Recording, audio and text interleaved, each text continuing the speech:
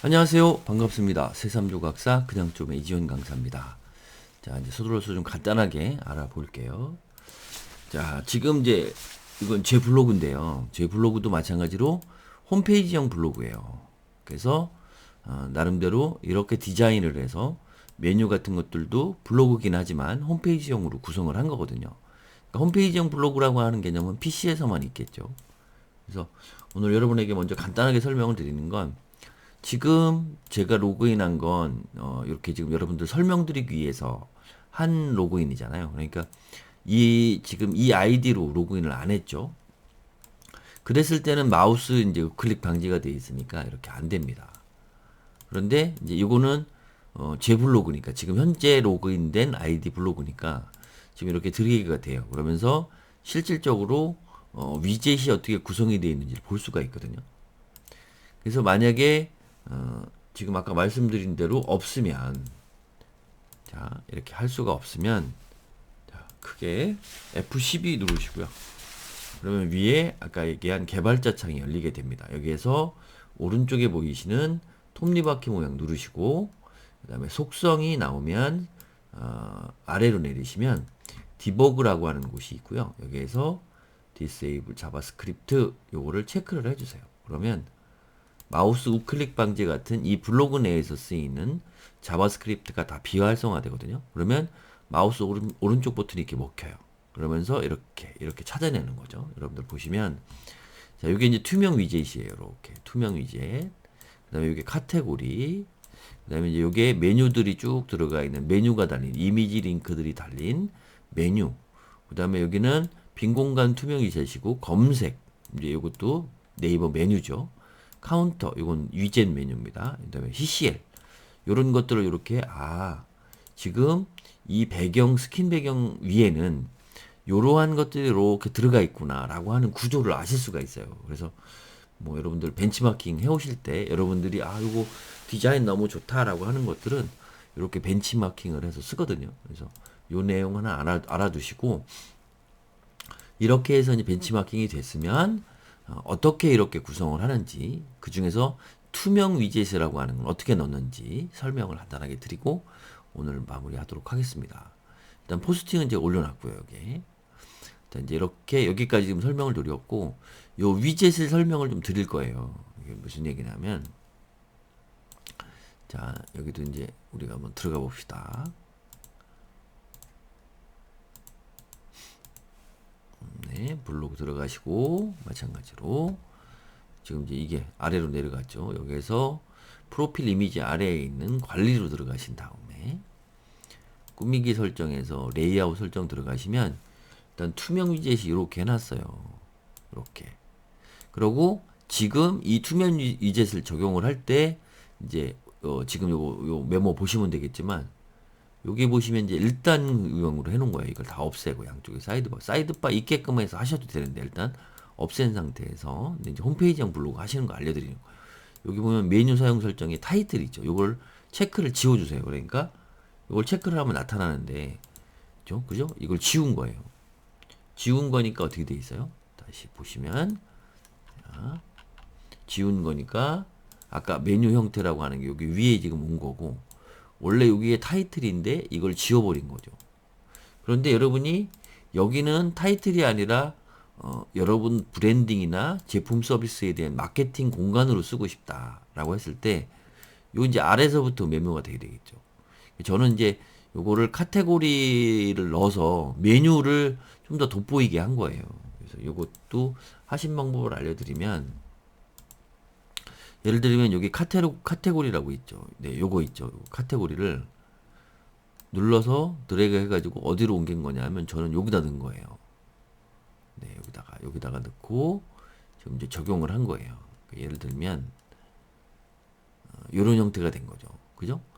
요런 형태가 되고 나머지가 이렇게 투명 위젯이 가게끔 만든 거예요. 그러면 투명 위젯이라는 게 뭐냐면 예를 들면 자 이제 이거예요. 자 이렇게 배치를 해야 되잖아요. 이렇게 지금 아까 요거는 빈 공간이었고요. 그죠? 요거는 뭐예요? 요거는 검색. 그 다음에 요것도 빈 공간 이미지고 요거는 카운터 여러분들 그 다음에 CCL 이렇게 넣었잖아요.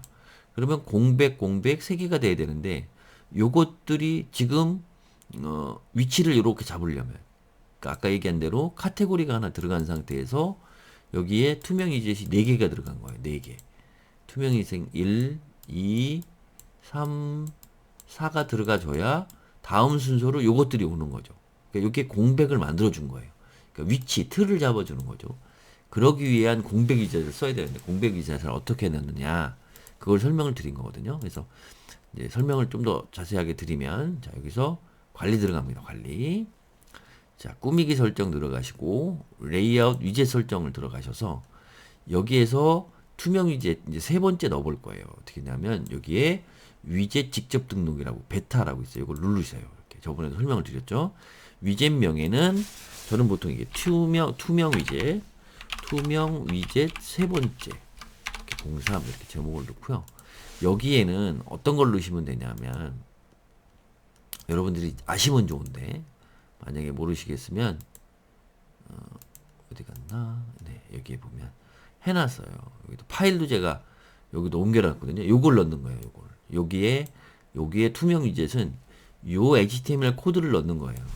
저번에 이제 이미지를 하나 링크를 잡는 방법을 알려드렸잖아요. 요 부분 테이블 리드 170 요 부분을 넣는 겁니다. 요 부분 여기에 혹시나 몰라서 제가 파일로도 이렇게 만들어 놨어요. 텍스트 파일로도. 그래서 요 부분을 넣는 겁니다. 그래서 설명을 간단하게 좀 드리면 일단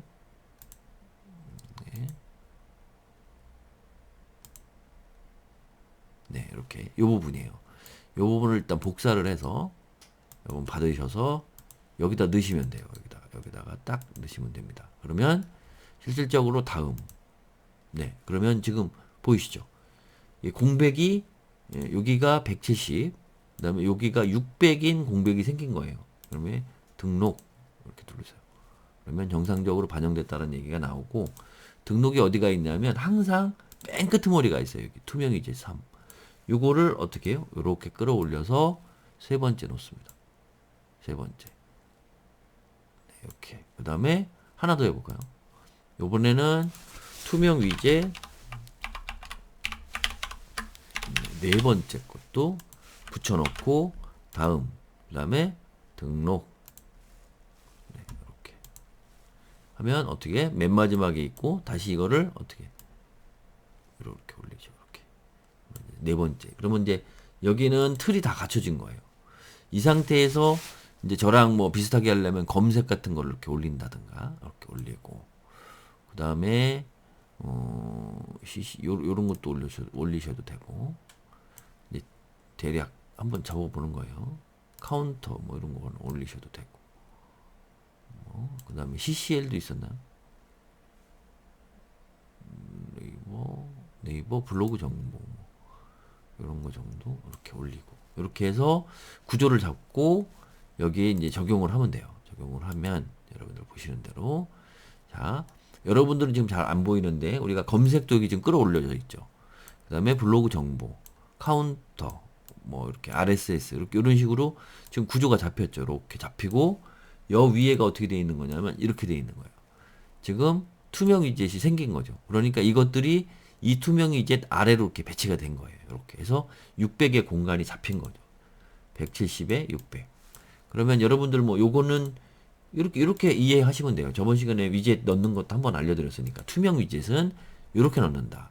이렇게 아까 이야기한 대로 설명한 대로 그렇게 넣으시고 요 부분만 간단하게 설명을 하고 마무리를 하면 될 것 같아요. 그러면 여기에서 다운로드 받으시고 요렇게 해서 요런 형식으로 된다라는 거 지금 설명한 거거든요. 그래서 어디로 가느냐 하면 자 무슨 얘기냐면 테이블을 만드는 거예요. 여러분 배치를 하기가 어려우니까 보통 구조 잡는 거 우리가 얘기하는 지금 이 부분도 사실은 이 홈페이지 제작하는 데선 아까 테이블로 다 작업을 하는 거거든요. 네, 이런 부분은 테이블로 작업을 해요. 뭐 우리가 좀 레이아웃이라고 하는 거는 테이블로 표를 짜서 그 안에다가 컨텐츠들을 넣는 거예요.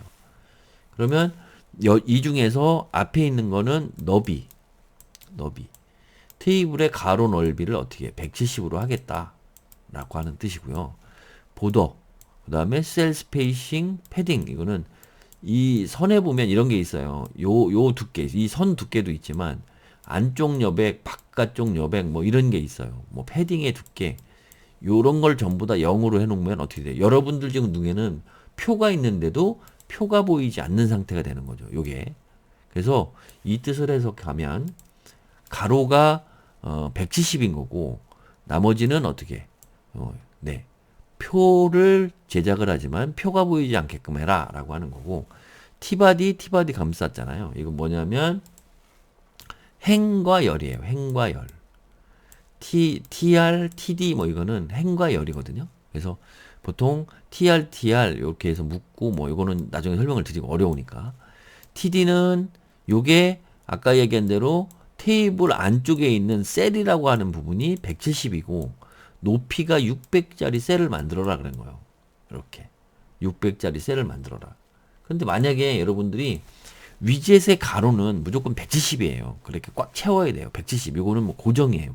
그런데 높이는 바꿀 수가 있죠. 여러분들 뭐 디자인 하다 보면 요것만 바꾸시면 돼요. 나머지는 다 건들지 마시고 이건 다 그냥 건들지 마시고 투명 위젯을 만들 때 이 투명 위젯의 높이만 요 헤이트 높이만 여러분들이 뭐 원하시는 대로 500, 600 이렇게 주시면 되거든요. 그래서 예를 들면 적용은 다 돼 있는 거니까 이렇게 가보시면 자 이제 이 부분을 카테고리랑 하나 만들었는데 이게 지금 600이라 그랬잖아요. 이거를 좀 줄이고 싶어 이렇게 디자인 잡아서 이렇게 좀 줄이고 요게 450이다 그러면 어떻게 아까 그 부분만 바꿔주시면 된다고. 아까 네, 요 부분만 얼로 450으로 바꿔주면 돼요. 이렇게 그렇게 해서 쓰시면 돼요. 이거는 투명 위젯 만드는 코드니까 그렇게 하셔서 쓰시면 아까 이제 기초 하나 된 거예요. 여러분들 기초적으로 쓸 게 하나가 된 거죠. 그래서 요렇게 하나하나 한번 만들어 가시면서 저 따라와 보시면 아마 천천히 도움이 되실 거예요. 그래서 반복적으로 이야기를 드리는 거니까 우리가 지금 이제 투명 위젯에서 이렇게 이제 카테고리 좀 넣고 나머지는 넣었다. 이렇게 여기까지 오늘은 하도록 하겠습니다. 여러분들 어떻게 좀 이해하시기가 좀 쉬운가 모르겠고 좀 어렵다라고 하면 언제든지 질문을 해주세요. 그러면 그에 대한 답변들을 제가 다뤄놓도록 하겠습니다. 감사합니다.